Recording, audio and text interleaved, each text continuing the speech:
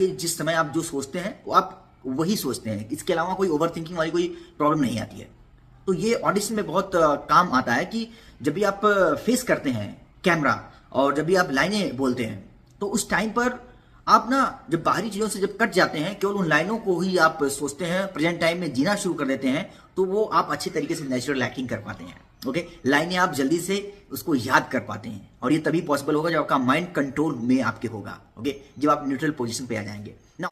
Step number 3 क्या है? अब आप उसमें ड्रामा कैसे निकालेंगे?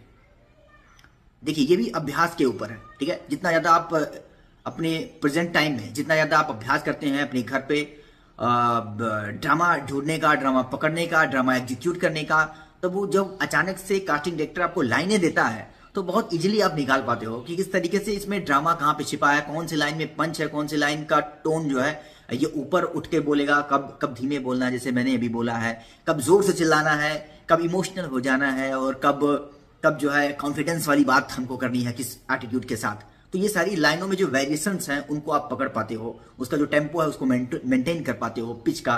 तो ये सारी चीजें हैं। इसके लिए आपको जो है किसी इंस्ट्रक्टर की जरूरत पड़ती है। जब आप किसी एक्टिंग स्कूल में दाखिला लेते हो या कोई थिएटर ग्रुप में ज्वाइन करते हो तो जो परफॉर्मेंस होती है, तो लगातार आप प्रैक्टिस जब करते हैं, इम्प्रोवाइजेशन करते हैं, तो वहां पर धीरे धीरे आपका जो ये माइंडसेट है, आपका जो माइंड है वो डेवलप हो जाता है, ड्रामा को पकड़ना शुरू कर देता है, ड्रामा को समझना शुरू कर देता है, और वही सारी चीजें हमें जो है ऑडिशन में भी दिखानी होती है। ओके, और वहीं पर कास्टिंग डायरेक्टर जब आप इतनी सारी चीजें करके दिखा देते हो, याद रखना कि लाइनें जो होती हैं वो मृत होती हैं और उन लाइनों को जिंदा करने का काम एक अभिनेता करता है, एक एक्टर करता है।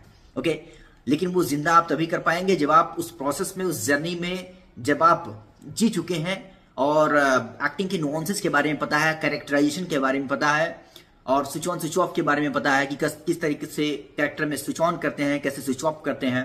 तो ये सारी चीजें जब आप इन पे पकड़ बना लेते हो तब एक अच्छी परफॉर्मेंस देते हो, जल्दी से आपका सिलेक्शन होता है।